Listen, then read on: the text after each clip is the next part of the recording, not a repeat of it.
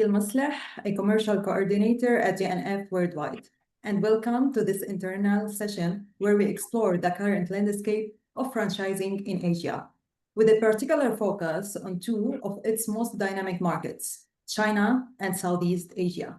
I'm delighted to be joined today by two key leaders who are deeply involved in these territories and have valuable insights to share from the ground.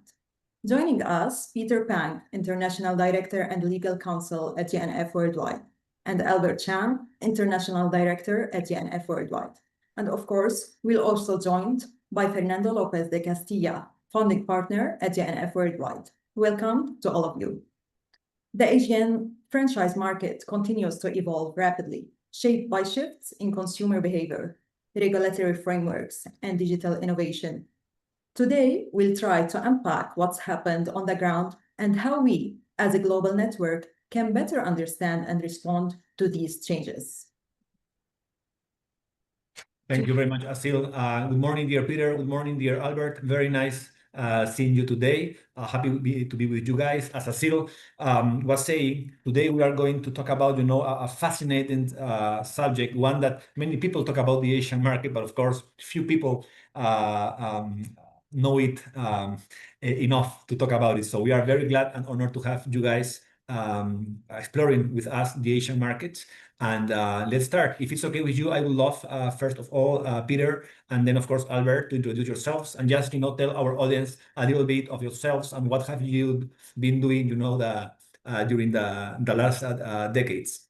Okay. Well, first of all, thank you, Fernando and Asil, for the introduction. It's my pleasure to be part of this group and introduce the rest of the world to the opportunities of franchising in mainland China. I'm based in Shanghai, and there's an old saying, 1.4 billion people, we all got to eat.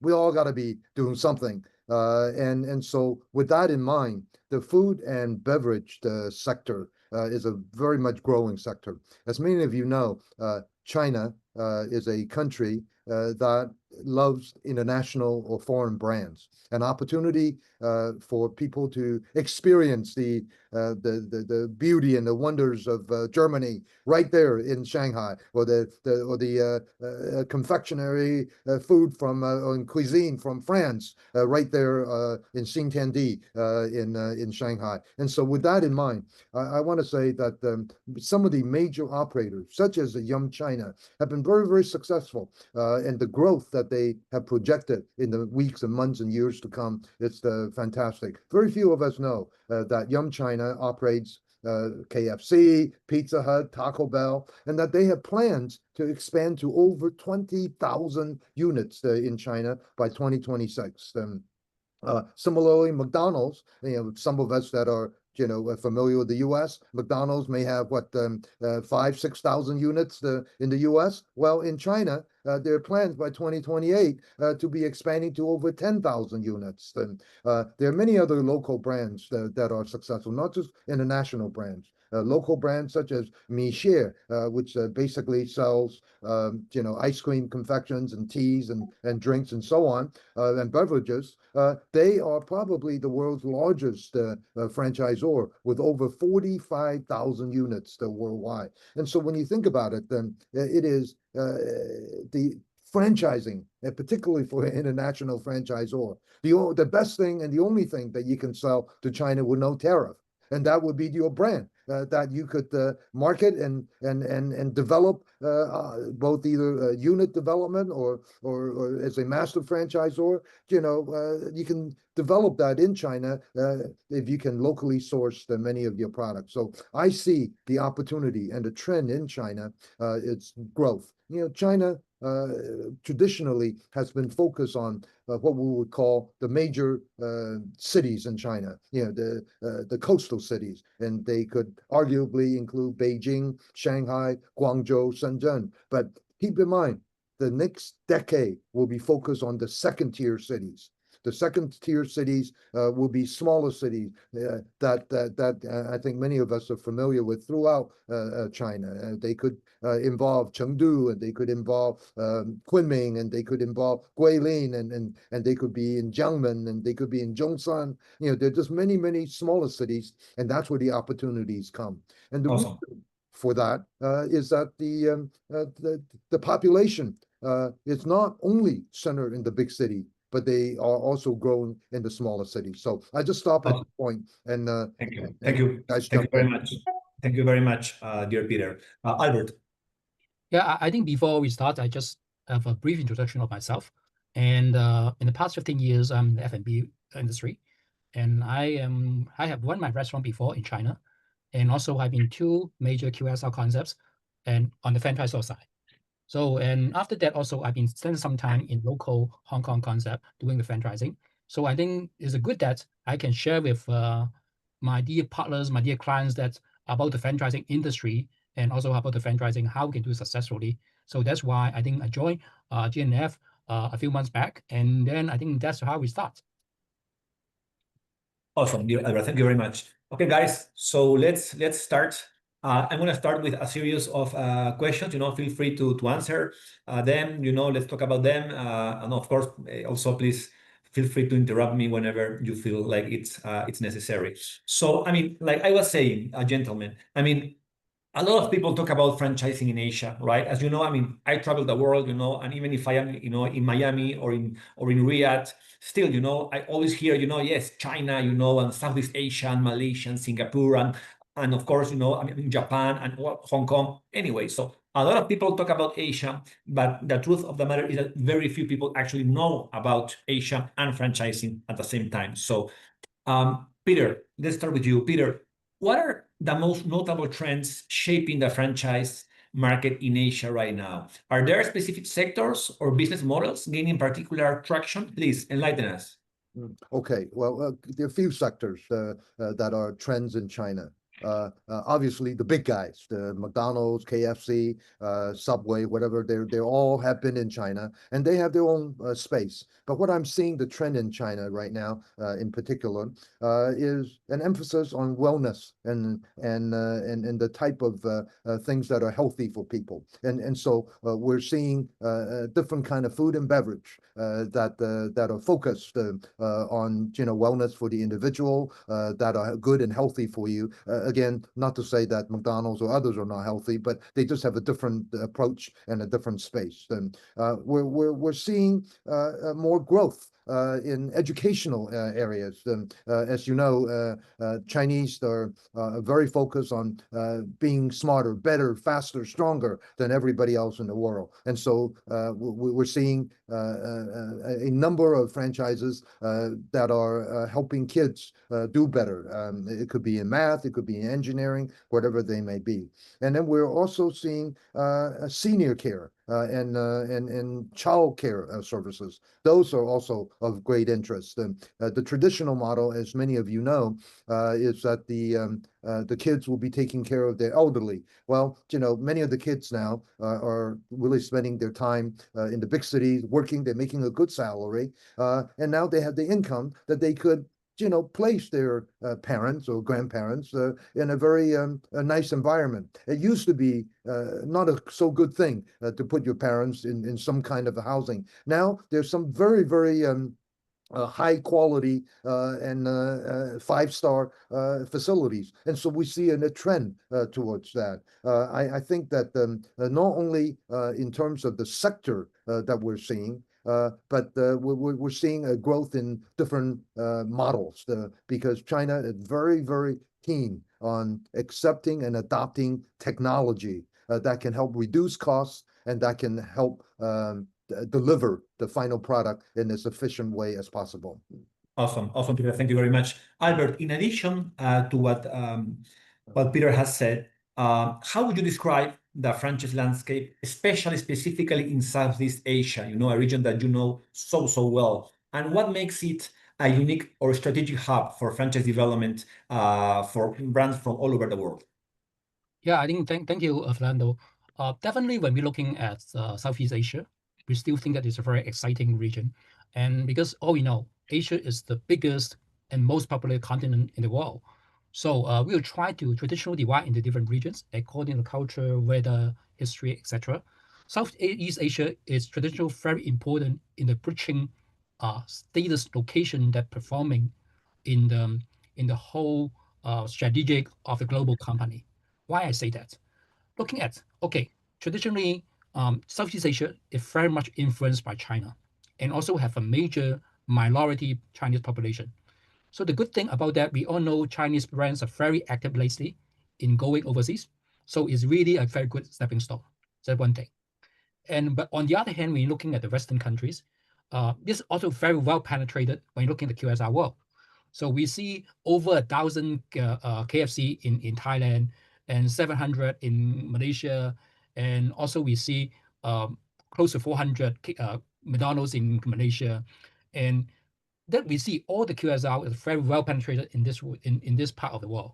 So in good thing that is also a very good bridging stepping stone for the Western concept try to enter in Asia. And on top of that, looking at, we also have Indonesia, the world's biggest, most populated Muslim country. So it's also making very good in terms of if we want to enter in the halal food service world, that's a good stepping stone.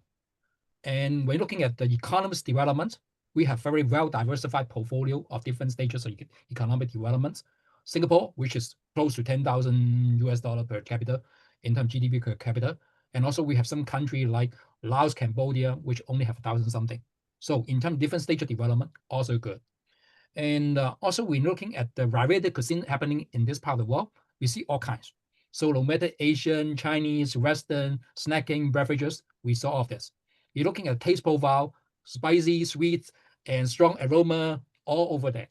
And also we're looking at service model. We see QSR, fast casual, casual dining, fine dining. We have all the concept there.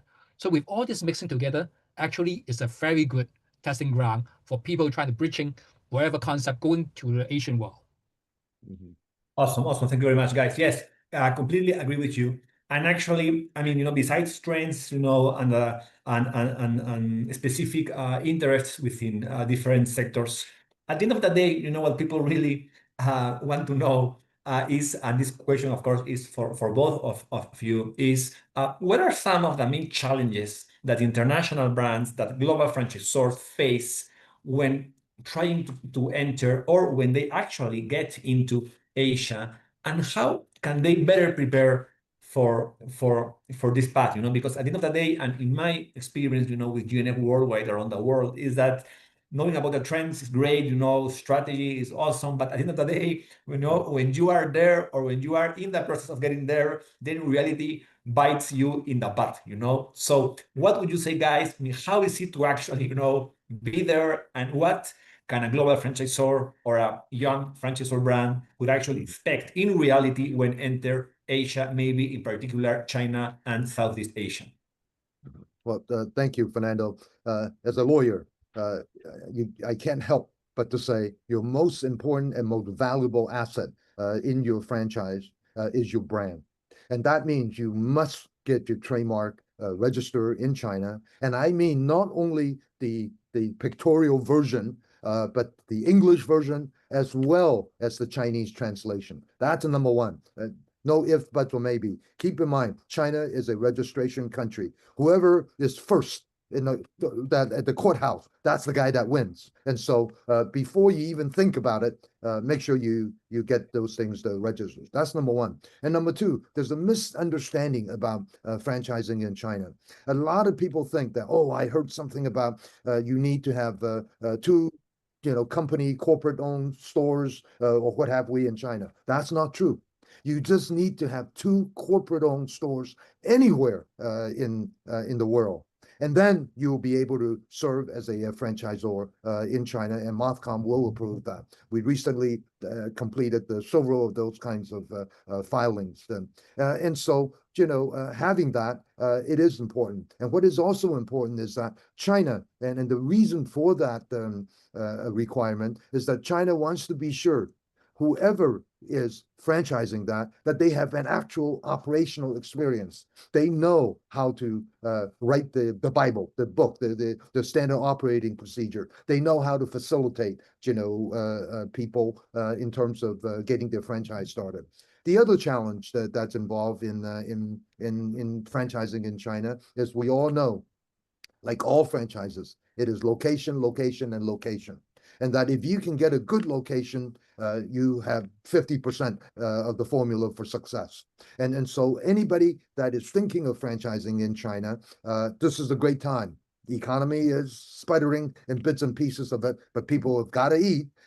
And so you can get some really good deals on prime location. And then the third thing is that one of the things that people got to remember, if you're going to come to China, you got to find the right partner, and that you got to go big. If you don't go big, you're going to go home. Okay, somebody is going to copy what you want to do. And so make sure that you work with someone who is willing and has the capability of committing to, 50, 100, 200, within a period of time. Because the most important thing is you've got to occupy the space. Okay, you've got to make sure people recognize your brand, because trust me, there will be people that will try to copy what you have, both in terms of the formula and obviously various brands. As legal counsel for GNF, we're adept in fighting these infringers. But at the same time, if you have a strong brand, people will always insist on the genuine brand that you are, that they always want.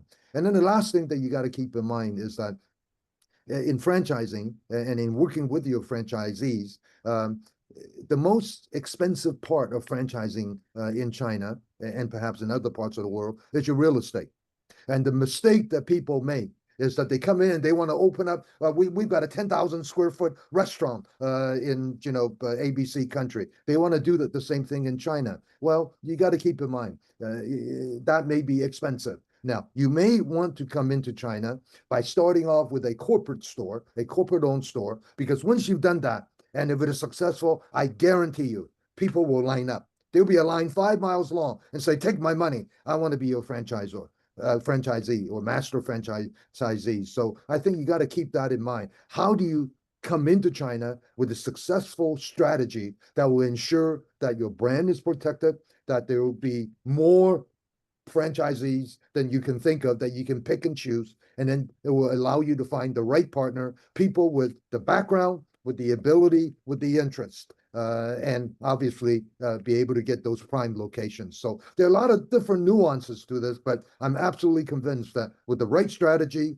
with the right thinking and preparation, you can be successful in China. Do not worry about your supply chain. Trust me, China is a supply chain of the world. Whatever you think you have back in whatever country, you can get it in China. That's not the problem. But the problem is finding a way, find the right location, and being somewhat flexible to localize. Because if you don't localize, you will fail. Great. Yes. Thank you very much, Peter. And actually, it's fun, because when a lot of Americans or Europeans, they think about China, for some reason, they think, it's not such a sophisticated market. And then, when you enter into a Starbucks in Shanghai, like the one we went into, some months ago, then suddenly the big one that reserved in Milan looks like a kiosk, So then you realize, okay, so this is China. So China is not, the low quality toy my daughter has, China is actually not this. China is a whole different board game. Thank you very much, Peter. Albert? Yeah, I think very good. And thank you, Peter, for very good discussion about what's happening in China. Actually, I think that China, as Fernando you mentioned, is ever changing. And I think when we're looking at Southeast Asia, also is changing very frequently. And before we say that, what are the success formulation, what are the key things that are happening to make it successful? I think the key thing we're looking at through the perspective of the market first. Southeast Asia, when you're looking at it, is promising, but still very competitive.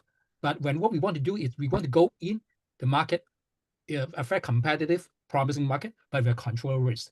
Firstly, why I say that, we all know that recently they have a tariff war between China and US. And people think about which side I take.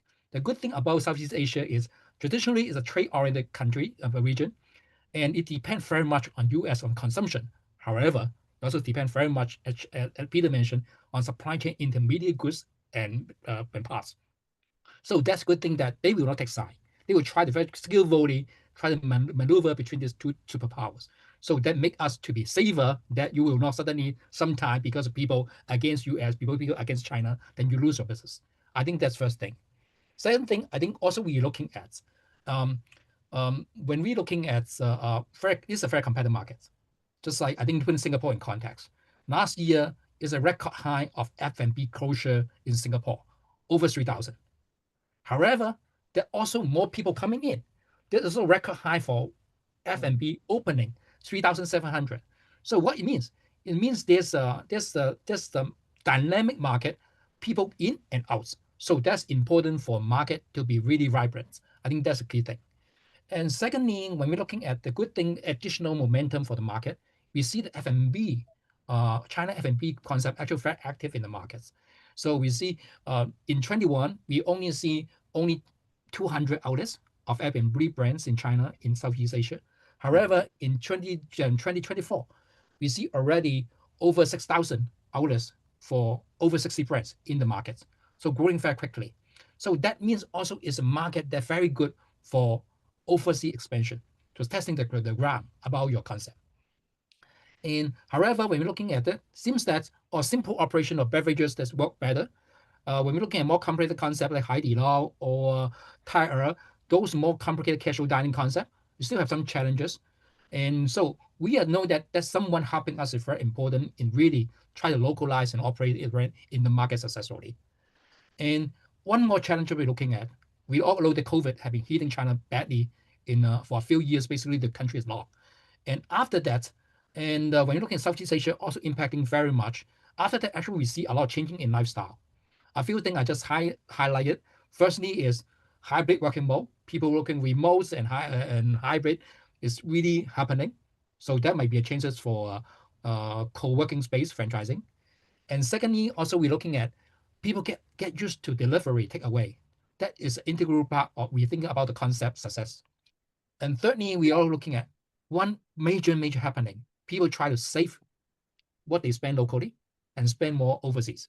So there's a downtrend of the spending locally in the local market.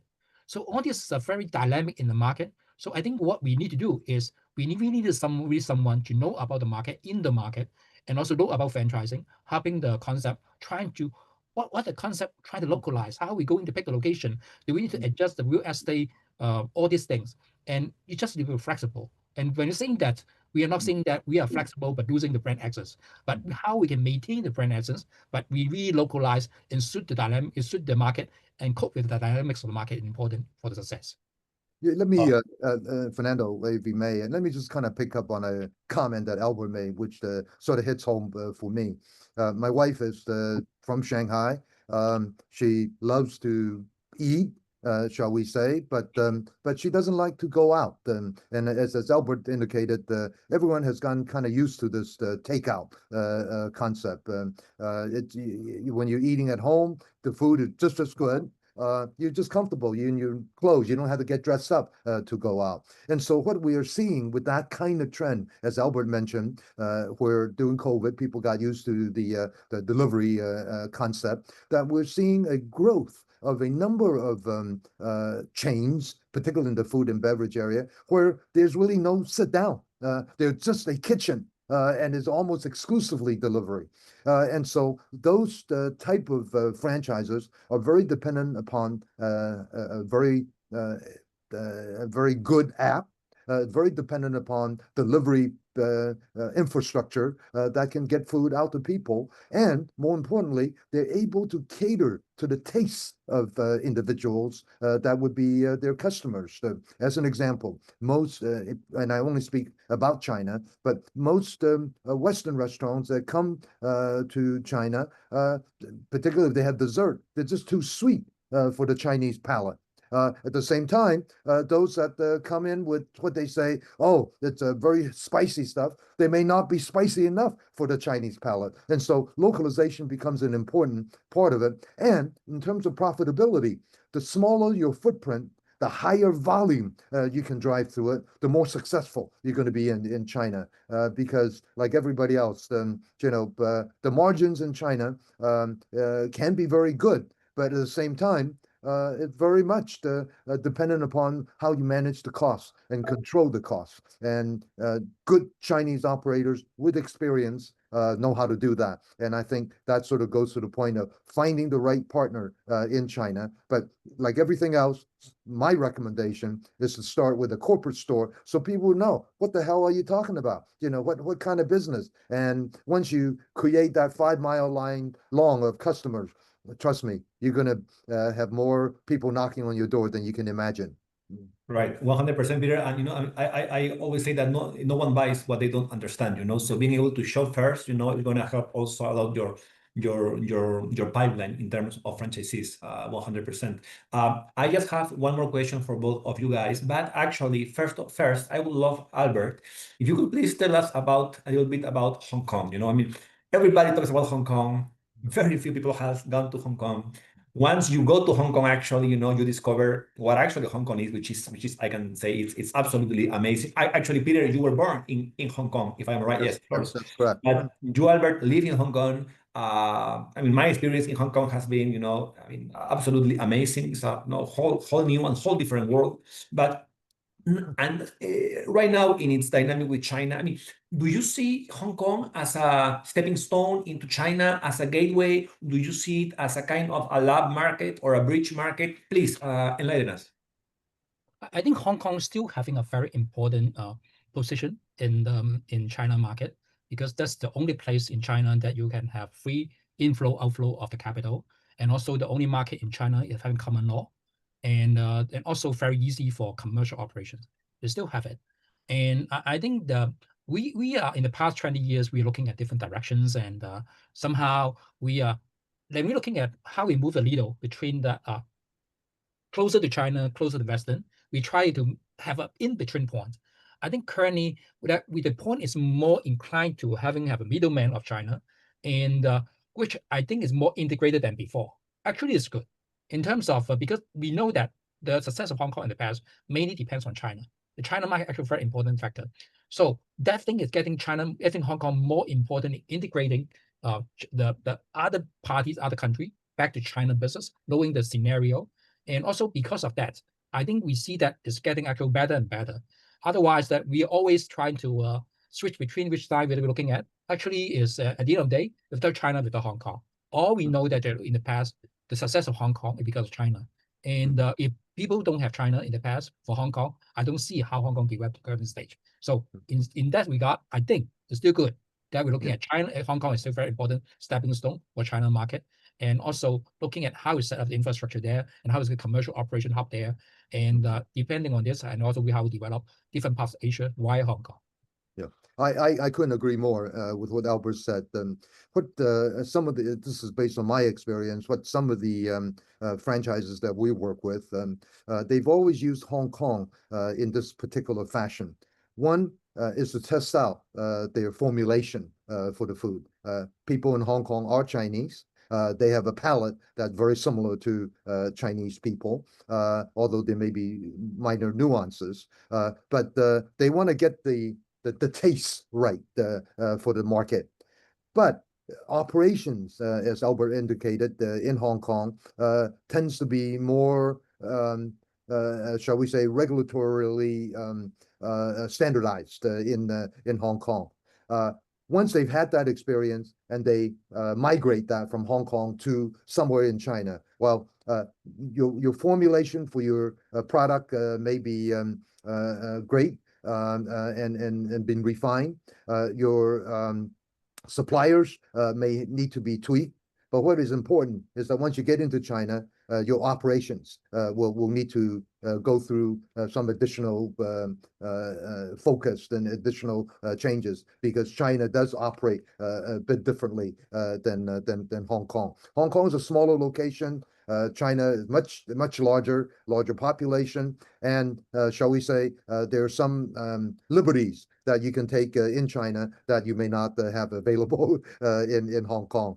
So anyway, I think Hong Kong as a starting block is a good block, although there have been situations and many examples where people have come directly to China and have been very successful because they have studied it.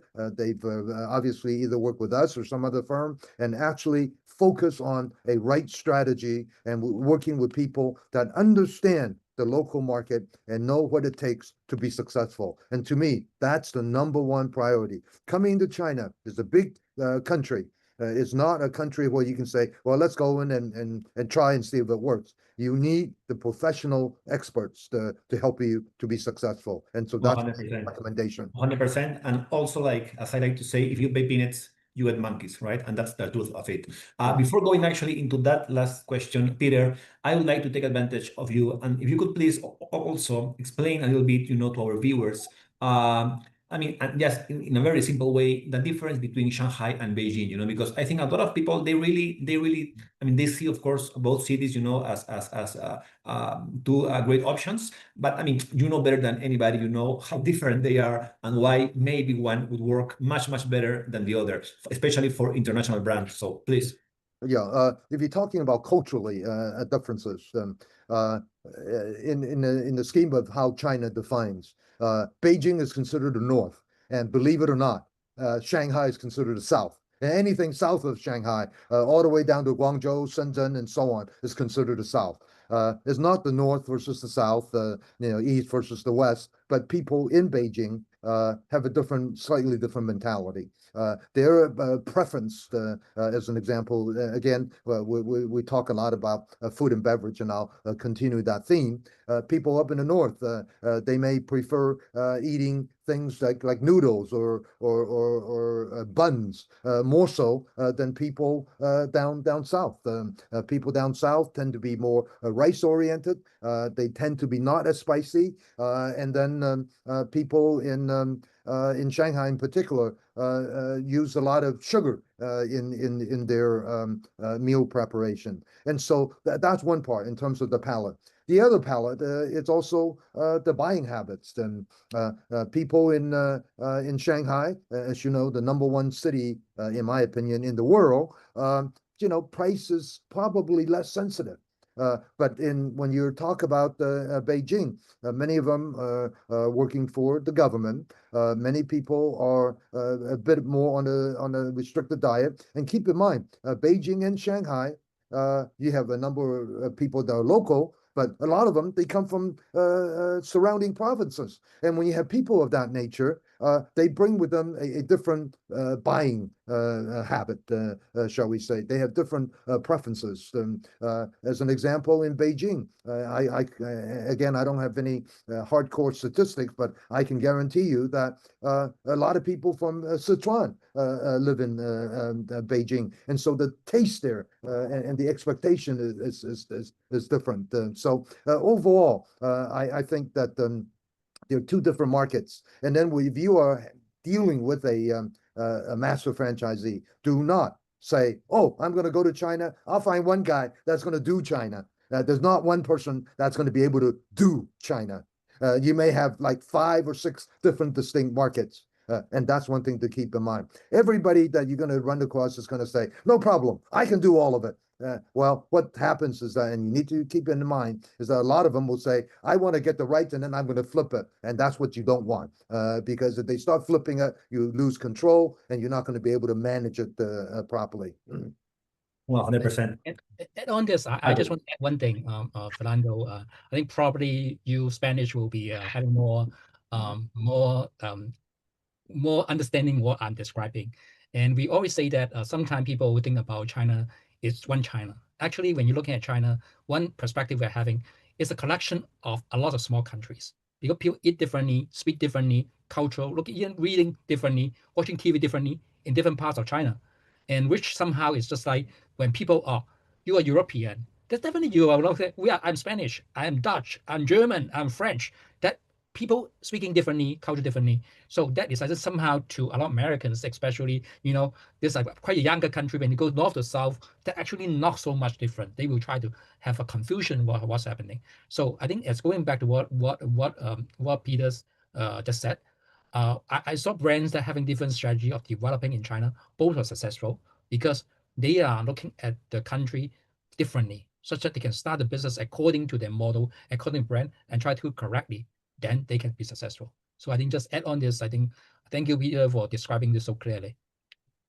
Yes, I agree. Talking about China is talking more of a continent, like a country itself, right? It's of course, I can say I'm Spanish, and yeah, you could talk a bit talking about Bilbao or Sevilla, and they are very different, but at the end of the day, it's one country. But when you talk about Latin America or the Arab world, that's more like talking about China, right? It's a freaking huge continent.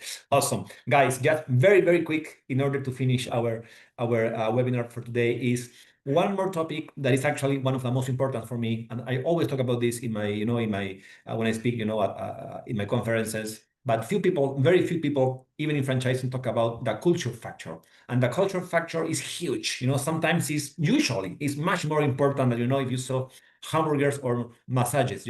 Culture is a huge thing in franchising because franchising is about people at the end of the day. So just very, very quick, guys. Peter. Franchising in general is surrounded by misconceptions, and I believe many of these misconceptions is because people lack intercultural intelligence. They don't have the tools and the notions, the concepts to actually understand each other, especially when there is an ocean or many oceans or rivers apart. So what are some of the most common misunderstandings you see when brands look to expand into Asia, and especially in terms of culture? What role does culture plays in this sense when actually an American brand or a European brand, tries to go into Asia, into China? Okay, well, let me speak from a couple of angles, and particularly as a lawyer. One of the strongest and biggest cultural misunderstanding is when you start, negotiating for a franchisor, area developer or unit developer, whatever it may be. More often than not, the local party, the Chinese party, will have a lot of discussions with the foreign party, the foreign franchise brand. And one of the major cultural misunderstanding is that the importance of clarity in terms of the feedback from the local franchise party. A yes from a Chinese party doesn't mean he agrees with you. It just means he understood what you said. And so from a legal standpoint, let's be sure that culturally you are able to communicate on a level that has the clarity. The second thing to keep in mind is that when you start negotiating with the local party, everything is hunky-dory, everybody's all ready to go. But trust me, ultimately, everyone's going to be looking back into that document, that franchise document. And trust me, you have a form that you've been using for 100 years. Well, the Chinese are going to come back and say, we want to change this and that, and we want to negotiate. And sometimes they want to negotiate that after the franchise agreement has been signed. So keep all that in mind. This is just part of the culture. Go along with it, but yet at the same time be firm where you need to be firm. In terms of other more social or business cultural aspects of it, one of the things to keep in mind is that in China, there is an expectation that if you are bringing in an international brand, a successful brand, that they want to feel that you are somebody. Nobody wants to be associated with a loser. Okay. And so if your brand is successful, don't be shy. Let the Chinese side know that you have been successful. You got thousands of units, and that people will stand in line for hours just to get your product, whatever that may be. So that is a very important component. Success breeds success. And then the second thing is that when people are looking at a successful brand, they are willing to pay for that. So do not shortchange yourself.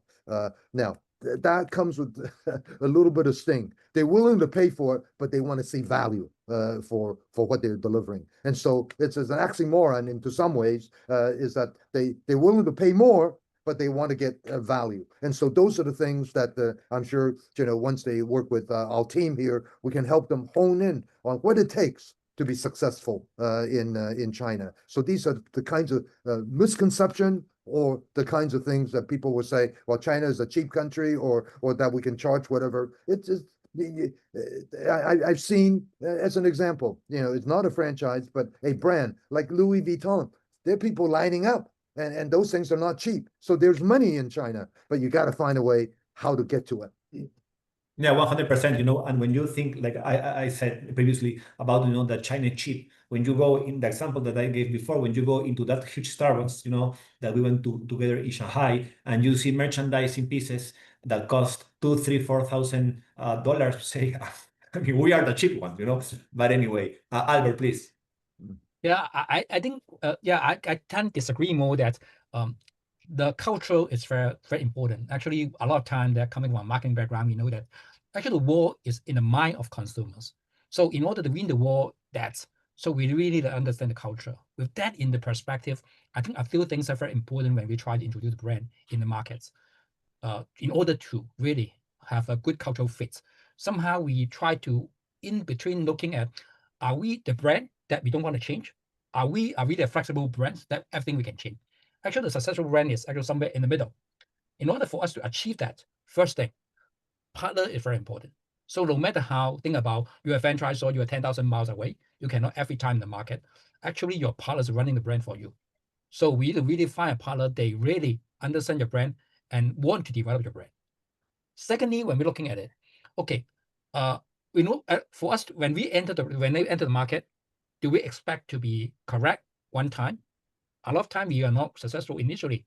Our time we're looking at the trial and error, but trial and error is still better than just standing there, because when you try and error more, that you will try to get the success factor correctly and work with your partners. Third thing also we're looking at, okay, and we don't say that we are the burger chain, we are the fried chicken chain, we are whatever, that we are that. We don't want to change. Sometimes the breaking the paradigm is very important, because I think, just for example, I coming from a fried chicken category, and lately I had to have visit to Taiwan when looking at Popeyes in Taiwan. Actually, the restaurant is very different. The design of the kitchen is very different, because the design of the kitchen actually helped them to sell more sandwiches than bone-in chicken. I think that is the way that when we're looking at people lifestyle in Taiwan, getting more headaches, they might be more inclined to eat more sandwiches than bone-in chicken, that we all know that is very difficult to eat. So I think that is breaking the paradigm, also very important for us to be successful. With all these moving parts in place, I think really important to have someone helping you to understand all this. And I think it's sometimes is not only that we do it this way, we do it that way, that how we do a correctly draw the line between a global brand and local execution is really important. Mm-hmm. I totally agree, guys. Let me last few words. Let me just add one additional anecdotal aspect to it. One of the things that is a cultural thing, and maybe it's just me, but one of the things that the Westerners don't fully understand is that, particularly in the food and beverage area, most Asians, and I say this in general, don't like to touch their food.